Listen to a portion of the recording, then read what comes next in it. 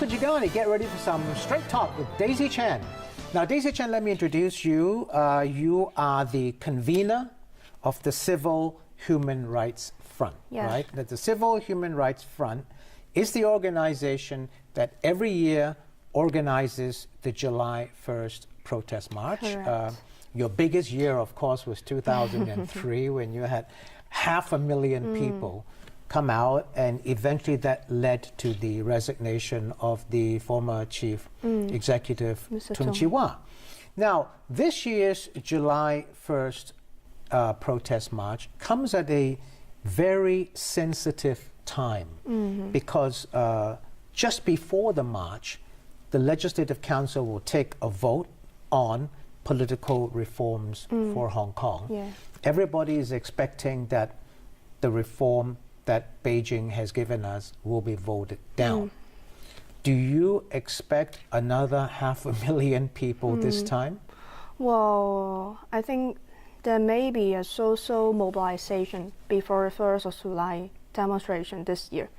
Maybe when the Legislative Council need to vote for the political reform proposal, civil groups or political parties will organize assembly outside Legislative Council, which I guess would be more than 100,000 of people would join that assembly to express their will to demand real universal suffrage in order to fulfilling the promise given by the Basic Law that we can gradually to have public election in the Chief Executive and Legislative Council electoral reform. So you're saying, Daisy Chen, that when the vote comes in the Legislative Council, I think it'll be sometime in June. Maybe mid-June or the end of June. Or late June or end of June. You're saying that before the July 1st march, there will be hundreds of thousands of people outside the Legislative Council maybe. When the vote. Are you organizing that as well? Probably we are discussing with other civil groups and political parties, but it's not decided yet. Okay, so hundreds of thousands of people will be there in LegCo, you think. Is that going to be another Occupy protest? Well, just see if the members of the Legislative Council can veto the political reform satisfying what the public demands. If it is so unfortunately that some votes turns to support the government to pass the political reform, that means the Hong Kong citizens need to accept this pseudo universal suffrage package. Although the government said that in 2017, if the chief executive elected under this package, that he need to run through the nominating committees and then go to public voting. There's still rooms for chief executive to restart another reform consultation. But I don't think so. It's because as we now see that most of the members of the nominating committees are strictly controlled by Beijing. After fulfilling this historical responsibility as required within the Sino-British Joint Declaration,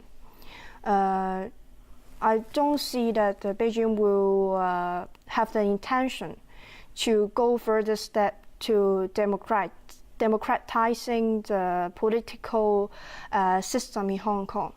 So if the political reform will be passed in the coming month, I think the society will be more divided, and more radical action will come out. Okay, you say more radical action will come up, Daisy Chen, but you did not answer my question.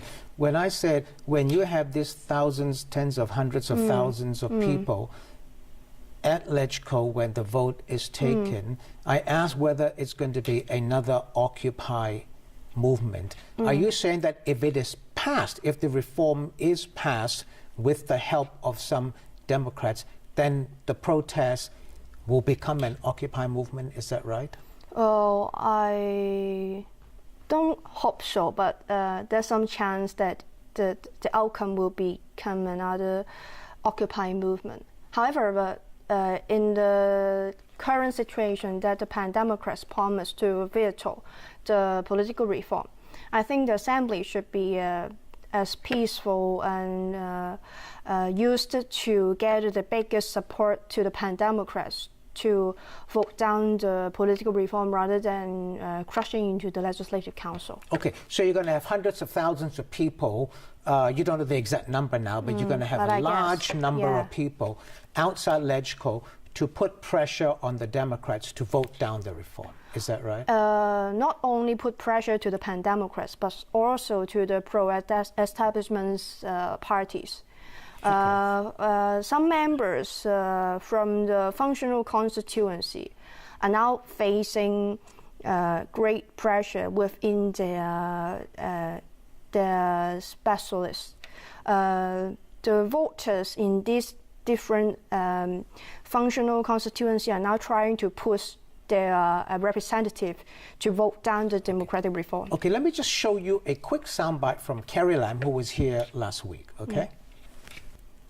If this package were to be vetoed, there would be some dire consequences.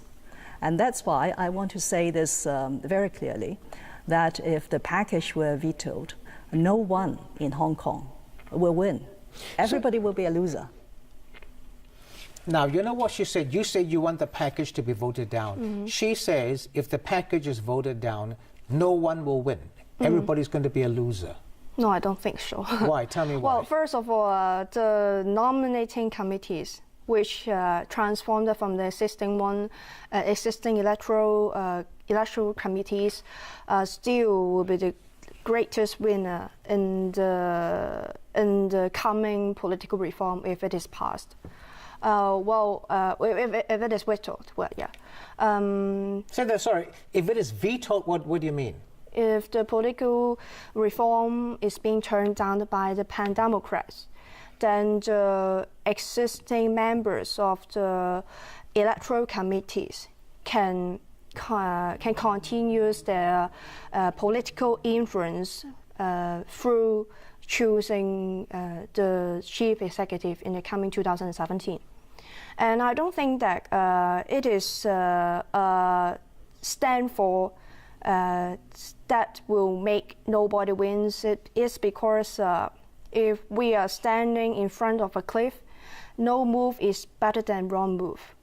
And the political reform now proposed by the government is not, it is a pre-screening electoral system that's unacceptable for any citizens who want nominating power within the nomination period. Yeah, but I don't understand, Daisy Chen. You say that, if you're standing in front of a cliff, no move is better than a move.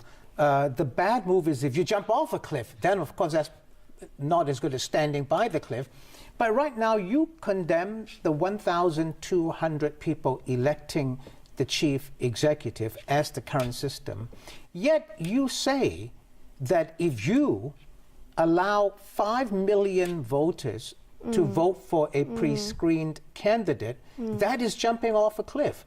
Which is worse? Which is jumping off a cliff? Allowing 1,200 people to vote for a chief executive, or allowing 5 million eligible voters to vote for a chief executive? Which is jumping off a cliff? Well, I understand that this is the first time for Hong Kong citizens to try to one person, one vote.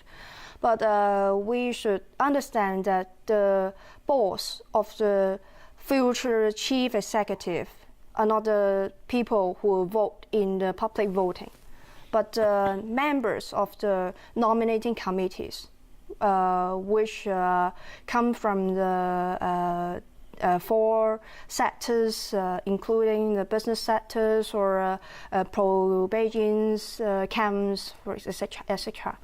And then for the public, even they can vote, then cast their vote, try to elect a chief executive to execute their views. But I must say that the chief executive is being elected through these nominating committees. If he want to be elected, he must promise something, or he want to be re-elected in the next term, he need to give out something that most likely is the interest of the public in order to trade off for her election or his election. But isn't that the same thing, Daisy? If you have 1,200 people electing a chief executive, that chief executive will be pre-screened for a start, as we saw in the previous election. That chief executive will promise things to the 1,200 people. Isn't it better for the chief executive candidate to promise things to 5 million people rather than to 1,200 people? Well, I don't think there's only two choices. If we veto the democratic reform right now, if the government keep their promise or to what he claimed that he is highly regarding the public opinion, they are sincere, they are fulfilling their responsibility to put forward the political reform. Then after the veto, they should try to restart the campaign as far as possible, but not on the contrary. They are now threatening the citizens, threatening the pan-democrats that after their veto, there no possibility in the forthcoming future. Okay, I'm going to have to just take a quick break. Don't go away.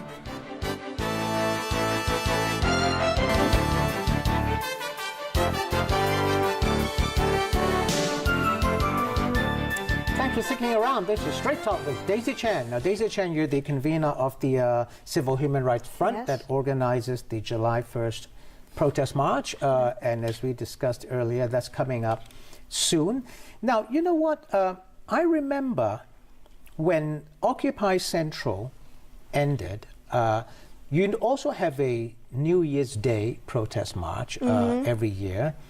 But this time, because Occupy Central had ended just before New Year's, you delayed it to February. Yeah, and 1st of February, and you held that march, and the turnout was terrible.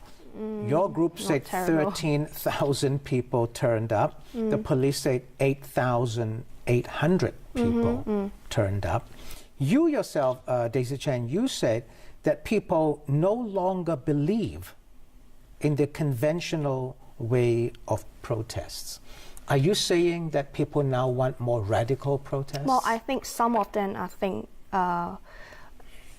show clearly that only using demonstration is not powerful enough to press the government to suit for democracy, to urge the government for social change. So in the umbrella movement, we can see that there are many teenagers join these activities to show the ideas, to understand what the social problems are. And I hear from the elderly or the old generation that the younger generation are becoming more pessimistic to the traditional demonstration. And thus, they become pessimistic to the traditional demonstration. That means the peaceful demonstration. Well, so you're saying that people become more radical. Is that the only way to achieve things? It's not our problem. We are just holding peaceful demonstration to give a chance for the government to respond to public demand.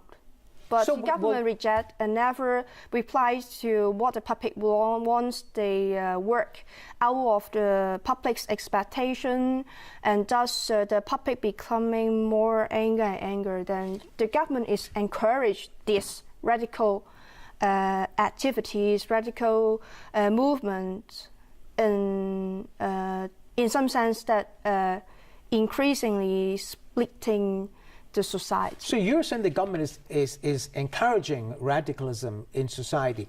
Your July, you said, lots of people, tens of thousands or hundreds of thousands of people will go to LegCo when the vote is taken on the political reform. That will happen before July 1st. Then you will have a July 1st protest march. Do you expect that march to be more radical? Because you said that people feel conventional ways of protest don't work anymore. That's why your New Year's protest march, which was held in February, only had a turnout of 13,000 people. Well, I think the government, if the government try to respond to the public, if they can listen to the public, including their opinions within the decision-making process to improve their policy-making, then there's no room for the younger generation, or they don't need to go further action in order to urge the government.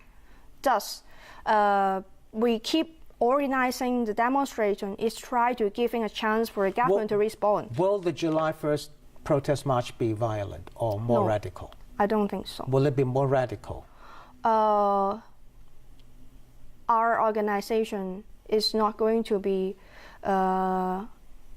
organizing any activities that would affect or threaten the other citizens. We use demonstration is because it is the non-violence means that are used worldwide to pursuing social change. Okay, you know what? Hong Kong has become quite an angry society because of political reforms. Let's watch. 你呃細路仔，而家都呃晒我哋，全香港嘅人都係呃。我反對，因為咧你都未聽我同你個千二人點晒真㗎？係用自己嘅獨立思考，講完。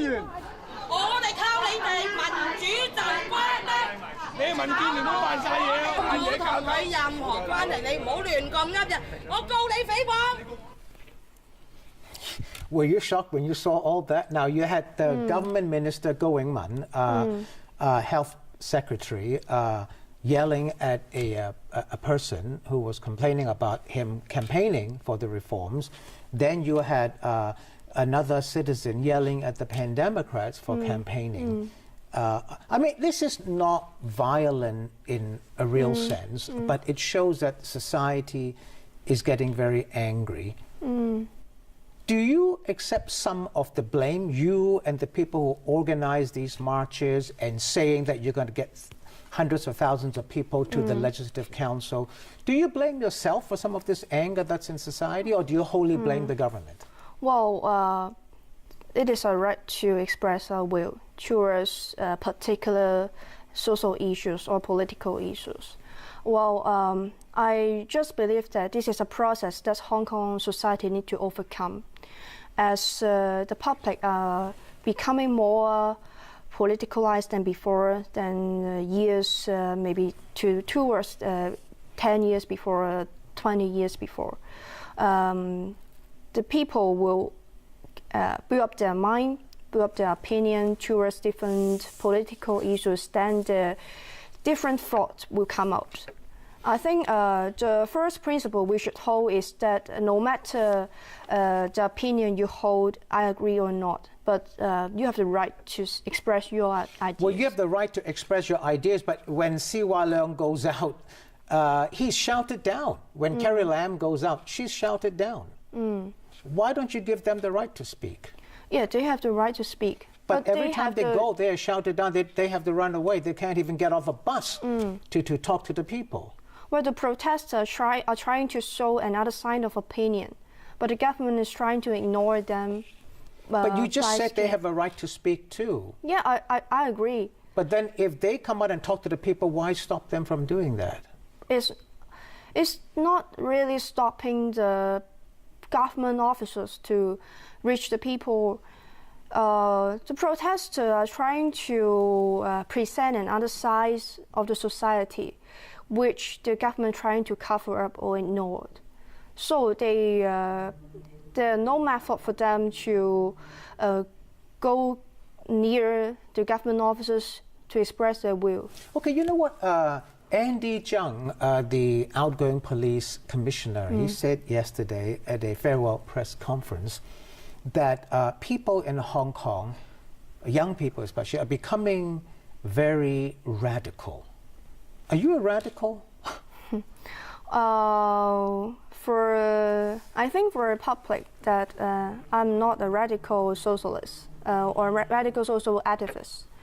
Well, as I mentioned before, I hope that the demonstration can be useful to gather the biggest public opinion to support democracy process in Hong Kong. But you do support radicalism if it gets you nowhere, if the conventional way gets you nowhere, is that right? If the government is doing something out of the public expectation, I think direct action is a kind of, if it is non-violent, it is a kind of means that's to express the ideas, to give pressure to the government. So under no circumstances would you accept violent protests? I accept violent, well, I can't accept any violence. But for those direct actions with suitable circumstance, clear stand, reasonable stance given to the public, I accept this kind of direct action. Well, direct action means violence. Well, it's not really violence. Tell me the difference. Not hurting people, not damaging properties. What about breaking the Legislative Council? A student leader was here a few weeks ago. He says if the package is passed, breaking the Legislative Council will not be violence. Do you agree with that? They need to bear the legal responsibilities. But at the same time, I said, if the government didn't listen to the public, then the public will show their sympathy or even support these kind of activities. Do you support this kind of activity, this kind of breaking into LegCo if the reform package is passed? Do you condone it or you will not condemn it? I won't condemn it if the government don't listen to our opinion. So you won't condemn breaking into the Legislative Council if the government does not listen to your opinion? Well, I think for most citizens, they will choose what is right and what is wrong by looking through the whole process of the demonstration or any other direct actions. Will you yourself break into the Legislative Council or take violent action? No, I have no ideas. But I have no plan. You don't have any plan, and you do not. Do you classify yourself as a radical? I think I'm not radical. Okay. Thanks for watching. See you next time. Good evening.